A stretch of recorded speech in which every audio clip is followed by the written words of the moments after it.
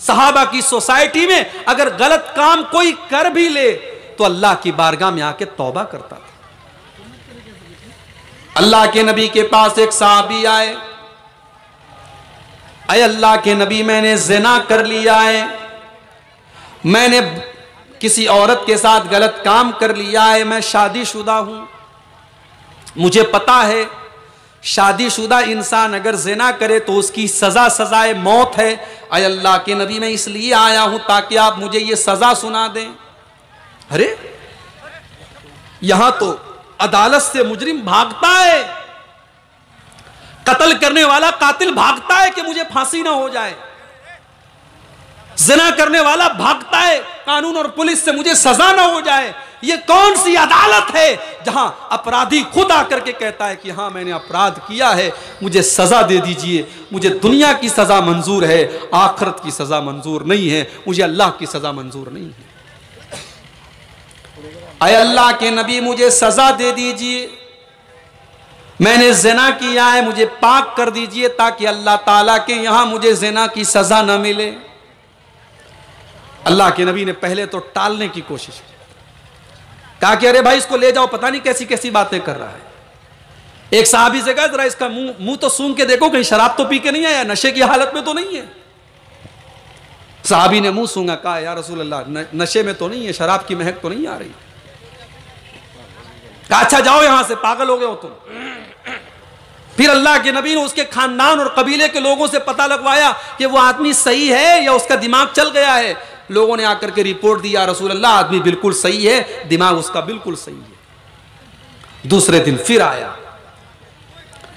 अय अल्लाह के नबी, मैंने ज़िना किया है और आप मुझे सजा दे दीजिए, मेरे दिल पर एक बोझ है, उस बोझ को उतार दीजिए, मुझे पाक कर दीजिए। अल्लाह के नबी ने हुक्म दिया, जमीन में गड्ढा खोदा गया, उस आदमी का आधा धड़ गड्ढे में डाला गया, पत्थरों से मार मार करके उस आदमी को हलाक कर दिया गया।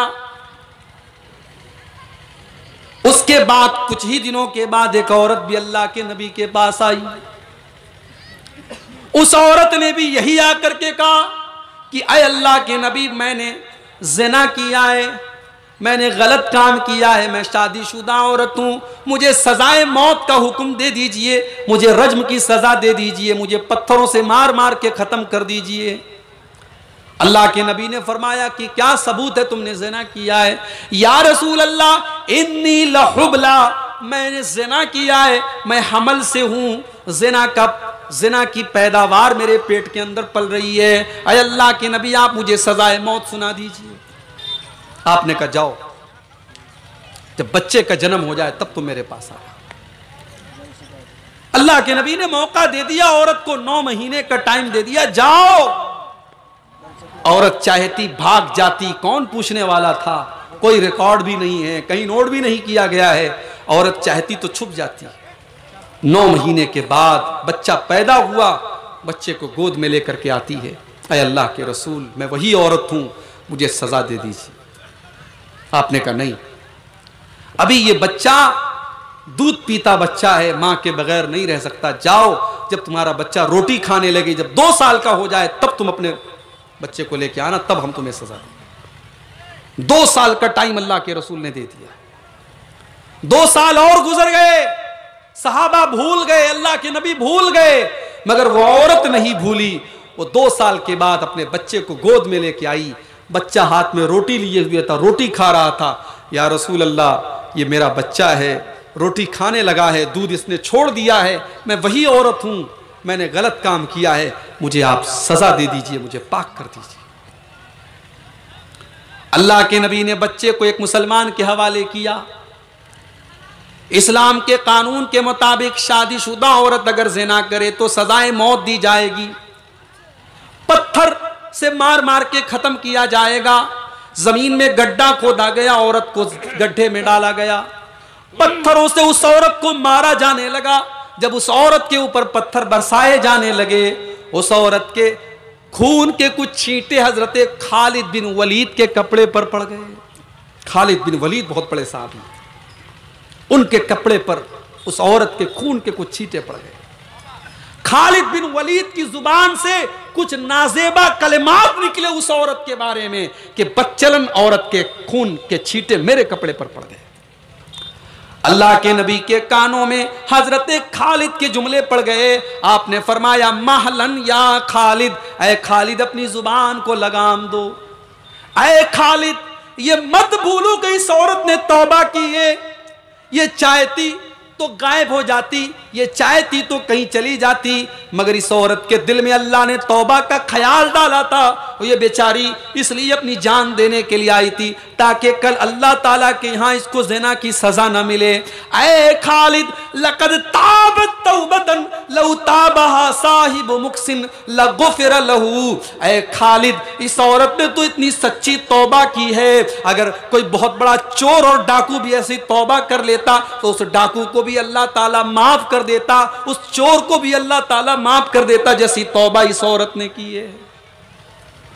फिर जब वो औरत मर गई, उसको गड्ढे से निकाला गया, उसको कफनाया गया, और उसको जब जनाजे की नमाज पढ़ाने की बारी आई, अल्लाह के रसूल ने कहा मैं जनाजे की नमाज पढ़ूंगा। हजरत उमर फारूक ने अल्लाह के रसूल की चादर पकड़ ली है। अल्लाह के रसूल, आप एक ऐसी औरत का जनाजा पढ़ाएंगे जिस औरत ने जिना किया था? आपने फरमाया है उमर, तुम्हें क्या पता, तुम उस औरत को गलत समझ रहे हो। उस औरत ने तो ऐसी तौबा की है, लक़द ताबत तौबतन लौ ताबहा सबऊन मिन अहलिल मदीनति लवसियतहुम।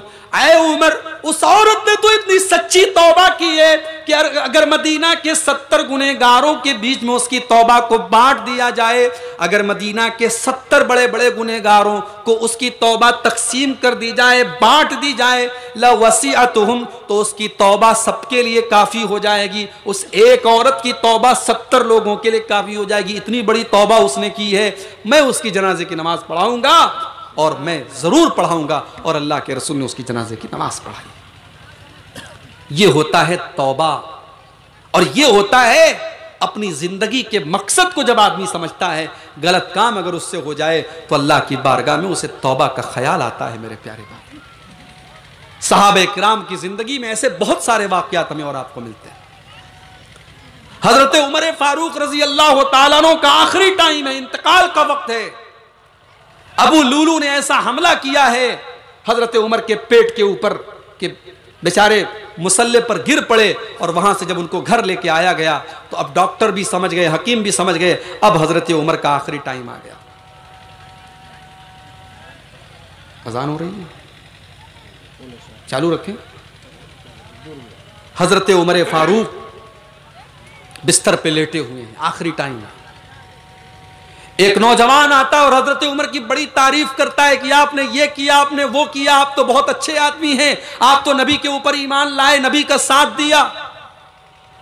हजरत उमर फारूक कहते हैं मुझे अल्लाह ताला ने अपने नबी का साथ देने की जो तौफीक दी, ये तो अल्लाह का करम था, लेकिन मुझे अफसोस इस बात का है कि मुझे मुसलमानों का खलीफा बना दिया गया और इतनी बड़ी जिम्मेदारी मेरे कंधे पर डाल दी गई, मुझे इतना बड़ा काम करना पड़ा।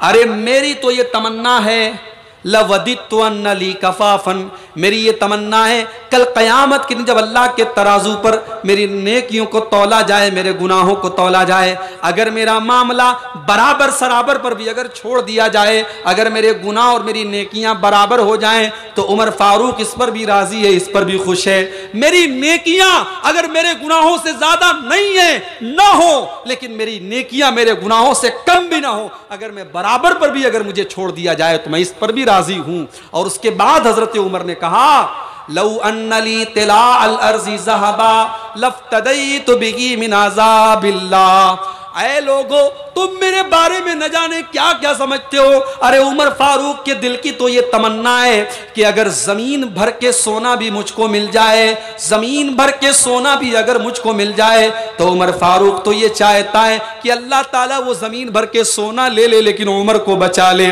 उमर को जहन्नम से बचा ले, उमर को अल्लाह ताला अपने अजाब से बचा ले। मेरे प्यारे भाइयों, ये कौन उमर है? ये वो उमर फारूक है जिनका नाम लेकर के अल्लाह के नबी ने उनको जन्नती कहा है।